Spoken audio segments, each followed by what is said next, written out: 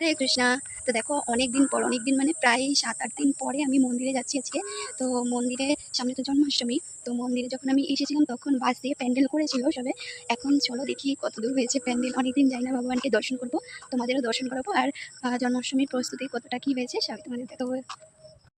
দেখো প্যান্ডেলটা এখান থেকে কিন্তু শুরু হয়ে গেছে। এখানে হচ্ছে মেন গেট, ঠিক আছে? মন্দিরের মেন গেট থেকে পুরো মন্দির জুড়ে এত বড় প্যান্ডেল হয়েছে, বিশাল বড়, না দেখলে বুঝতেই পারবে না। পুরো ধরতে গেলে যারা দেখেছো মন্দিরটা, পুরো প্যান্ডেল হয়েছে পুরো মন্দির জুড়ে। আর এখানে কাপড়গুলো সেলাই করা হচ্ছে, প্যান্ডেলের যে কাপড়গুলো লাগাবে মন্দির থেকেই সেলাই করে নিচ্ছে, মানে যেমন যা ডিজাইন হবে মন্দির থেকেই করে নিচ্ছে। আর এদিকে মাঠেও প্যান্ডেল হচ্ছে, ঠিক আছে?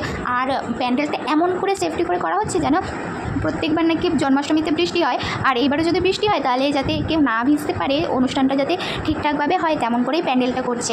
আর এইখানে দেখো অনুষ্ঠানের পুরো একটা বোর্ড টানানো আছে, কবে থেকে কী অনুষ্ঠান। এখানে 23 তারিখ থেকে 27 তারিখ পর্যন্ত অনুষ্ঠান। 23 তারিখে অধিবাস, 24-25 তারিখে কিছু নেই। আর 26 তারিখে হচ্ছে মেইন জন্মাষ্টমীর অনুষ্ঠান হবে, অভিষেক হবে। 27 তারিখে নন্দ উৎসব আর প্রভুপাদের গুরুব্যাস পূজা হবে। 23 তারিখ থেকে 27 তারিখ পর্যন্ত যদি সব অনুষ্ঠান দেখতে চাও তাহলে অবশ্যই আমার চ্যানেলটাকে ফলো করে দিও। মানে যারা ইউটিউব থেকে দেখছো তারা সাবস্ক্রাইব করে দিও, আর যারা ফেসবুক পেজ থেকে দেখছো তারা অবশ্যই ফলো করে দিও। আর কমেন্টে জানিও যদি কোনো ভিডিও বানানোর থাকে, অবশ্যই কমেন্টে জানাবে, আমি চেষ্টা করব সেই ভিডিও বানানোর জন্য। চলো এবার সন্ধ্যা আরতিটা দর্শন করি।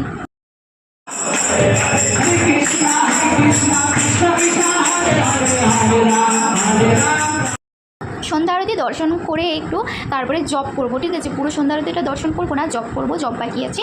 জব করার পরে বাড়ি চলে যাবো। আর 23 তারিখ মানে অধিবাস থেকে 27 তারিখ নন্দ উৎসব পর্যন্ত যত প্রোগ্রাম অনুষ্ঠান হবে সবই তোমাদের সাথে শেয়ার করবো।